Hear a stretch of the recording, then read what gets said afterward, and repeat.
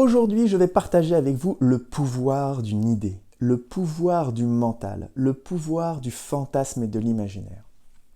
Admettons que vous soyez dans une situation de rêve pour vous. Donc, je vais décrire une situation de rêve qui ne sera peut-être pas la vôtre, vous pouvez la remplacer par la vôtre. Donc, admettons que quelqu'un adore être sur la plage avec un soleil radieux, la plage de sable blanc, une mer translucide, allongé sur un bon transat confortable avec un petit cocktail, un bouquin ou autre, quelques personnes qu'elle apprécie vraiment très très fort et elle se dit voilà, ça ce serait ma situation de rêve. Et là elle est dans son rêve, elle est vraiment là, elle a tout organisé, elle est dans son rêve et tout est parfait. Tout est parfait dans cet instant présent. Tout ce qu'elle voit, tout ce qu'elle entend, tout ce qui passe par ses cinq sens, c'est parfait.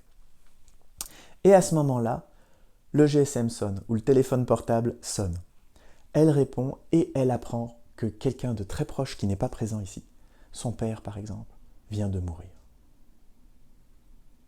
Elle raccroche et tout est différent.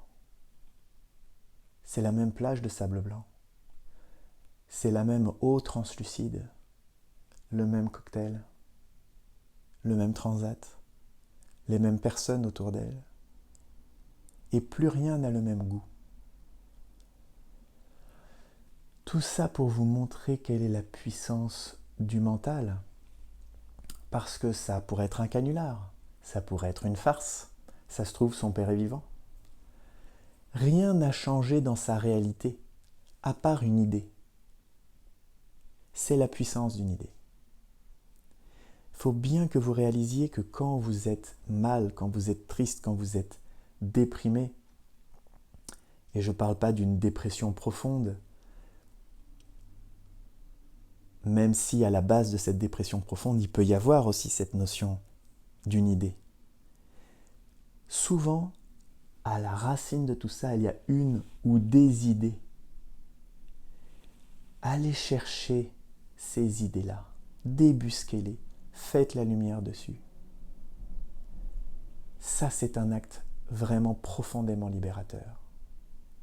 Ou bien, vous pouvez, si vous savez le faire, être conscient à vos cinq sens ici et maintenant. Et à regarder ce qui se passe dans le mental comme un spectateur regarderait ce qui se passe dans le mental sans y adhérer, sans acheter la pensée, sans acheter l'idée. Parce qu'il y a une grande différence entre si quelqu'un casse une montre ou si quelqu'un casse ma montre. Dans ce domaine des idées, c'est un peu pareil. Si c'est mon idée, c'est moi, je vais m'identifier avec cette idée. Ça va être beaucoup plus émotionnel pour moi. Si c'est juste une idée et je vois que tous les humains, toute l'humanité a les mêmes idées, a le même genre d'idées, il n'y a pas une idée nouvelle. Toutes les idées qu'on a ont déjà été pensées par quelqu'un la plupart du temps. Quand on s'aperçoit de ça, on peut se dissocier des idées. Et alors, il y a une différence entre cette idée et qui je suis dans cet instant présent.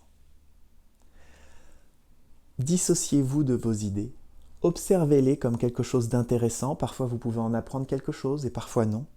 Ne vous laissez pas dominer par ces idées-là. Libérez-vous, soyez présent.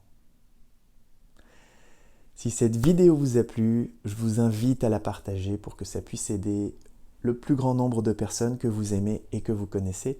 Je vous souhaite une excellente journée.